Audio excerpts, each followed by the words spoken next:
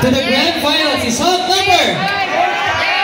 Sinisigaw na. Tawagin na natin. Hump number 5, Marky Morales. The smiling hump, should I say. All throughout, I see him smiling.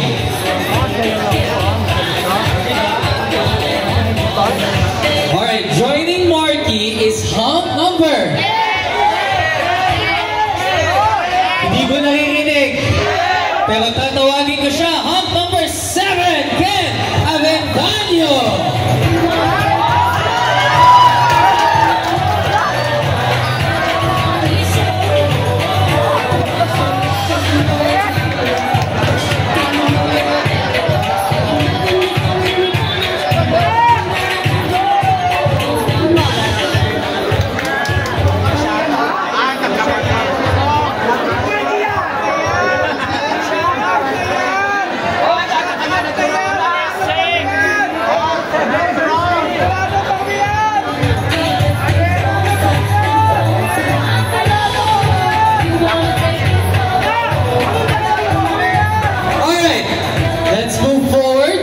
For the meantime, joining them is hump number.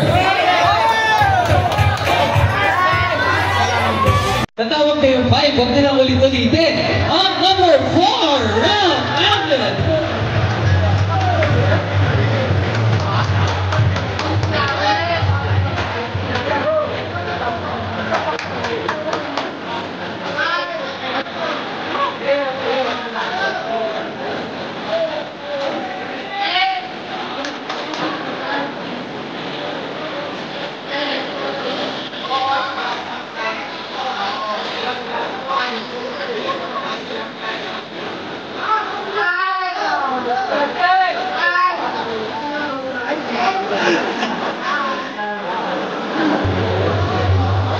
Alright, joining them is hump number 1, Marvin Romero.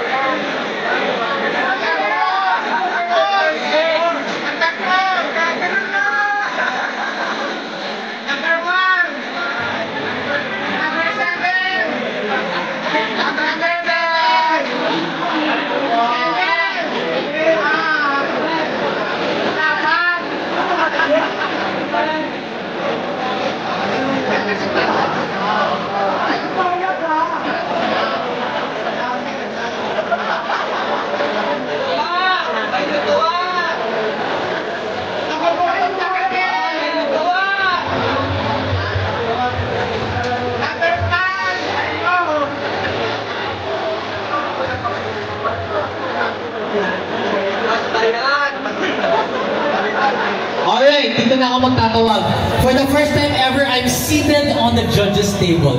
Never in the history of Manila's Finest Songs na nangyari ito, di ba?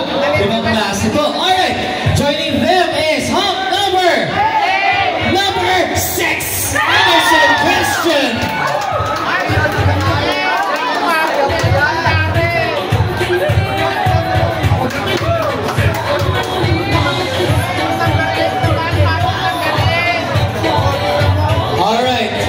Joining all our humps is hump number 8, Alvin Joshua Cavan. But sa mga naiwan, hindi pa po ako tapos. Wait lang po. Okay. As I mentioned earlier, we do have a wild card. But before I call in the wild card, I would like to kasi I sincerely apologize for miscalculating some numbers. And I sincerely apologize to you, brother. Pasensya na po talaga. Sorry po, ako po yung minitang tawag.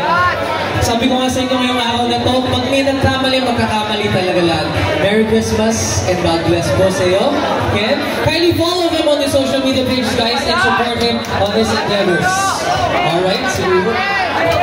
Sige na ito. Okay. The wild card round is hump number. Nasa wild card ka, 9, Topher Lagos. To all the other humps, maraming salamat sa pagsali. Sir, good luck to your family. Ian, good luck to you. Sir, thank you po talaga. Pasensya na. And of course, I support